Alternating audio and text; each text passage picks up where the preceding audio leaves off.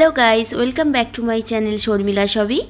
বাসন্তী পোলাওয়ের সাথে চিকেন বা মাটন কষার কম্বিনেশনটা আমরা সকলেই খুব পছন্দ করি। আর এটা খাওয়ার জন্য আমাদের অনেকেরই রেস্টুরেন্টে গিয়ে খাওয়াটা সম্ভব হয়ে ওঠে না। তাই আমি আজ আপনাদের সাথে শেয়ার করব বাড়িতে খুব সহজেই একদম রেস্টুরেন্টের মতো বাসন্তী পোলাওয়ের রেসিপি। চলুন তাহলে দেখে নেওয়া যাক। একটা পাত্র এখানে নিয়ে নিয়েছি। এই পাত্রটার মধ্যে আমি দিয়ে দেব বাসমতি চাল। আমি এই বাটিটা মেপে এখানে 2 বাটি চাল ব্যবহার করছি। দিয়ে দিলাম আরও 1 বাটি আমি চাল।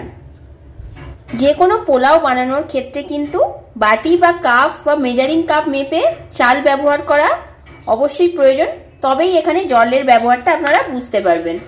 এবার এটাকে ভালো করে আমি ধুয়ে নেব। অনেক সময় আমাদের পোলাও রান্নার ক্ষেত্রে হয় কি, নয় পোলাও ভেঙে গেছে, নয় পোলাও ফ্যান ভাতের মতো হয়ে গেছে। তার জন্যই এখানে কিন্তু জলের পরিমাপটা সঠিকভাবে আপনাদের দিতে হবে। তো সেই পদ্ধতিটাই আজকে আমি আপনাদের সাথে শেয়ার করব বলে বাসন্তী পোলাওয়ের রেসিপিটা নিয়ে এসেছি। চালটাকে খুব ভালো করে আমি 2 থেকে 3 বার এইভাবে ধুয়ে নেব, যাতে নোংরাটা পুরোপুরি বেরিয়ে যায়। খুব ভালো করে 2 থেকে 3 বার ধুয়ে নিয়েছি। এবার এতে আরও আমি খানিকটা জল দিয়ে চালটা 30 মিনিটের জন্য ভিজিয়ে রাখবো। ঢাকা দিয়ে দিলাম। 30 মিনিট পর একটা এইরকম ছাঁকনির মধ্যে আমি সমস্ত চালটা ঢেলে দিয়েছি। এর মধ্যে যে এক্সট্রা জলটা ছিল সেটা দেখুন পুরোপুরি বেরিয়ে গেছে।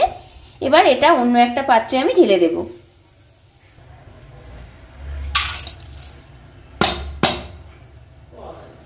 অন্য একটা পাত্রে আমি চালটা ঢেলে দিয়েছি। এবার এর মধ্যে দিয়ে দেব আমি 1 চামচ ঘি, আর 1 ইঞ্চির মতো আদা আমি গ্রেট করে রেখেছিলাম সেটা দিয়ে দিলাম। পরিমাণ মতো দিয়ে দিলাম এবার হলুদ গুঁড়ো। সমস্ত কিছু এবার এই চালটার সাথে ভালো করে মিশিয়ে নেব।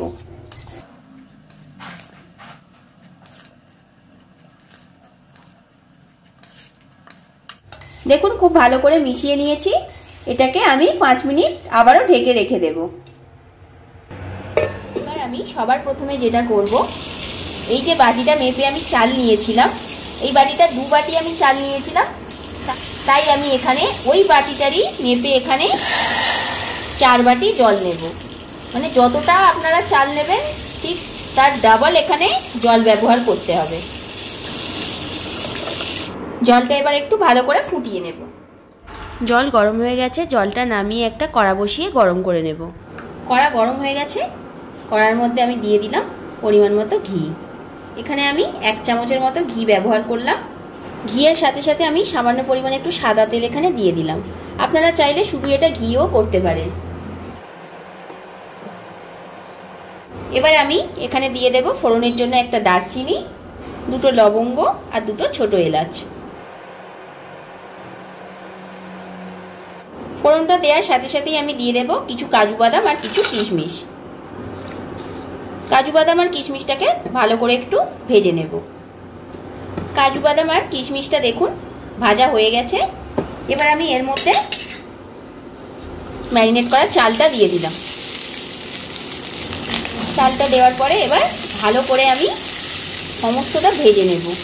2 মিনিট ধরে আমি চালটাকে ভালো করে ভাজবো। আপনারাও চালটা এইভাবে ভেজে নেবেন, তাহলে দেখবেন পোলাওয়ের চালটা একদম গায়ে গায়ে জড়িয়ে যাচ্ছে না, খুব ঝরঝরে হবে। আপনারা যদি চান তো কাজু বাদাম আর কিশমিশটা আলাদা করে ভেজে তুলেও রাখতে পারেন। আমি এখানে একসাথেই দিয়ে দিলাম।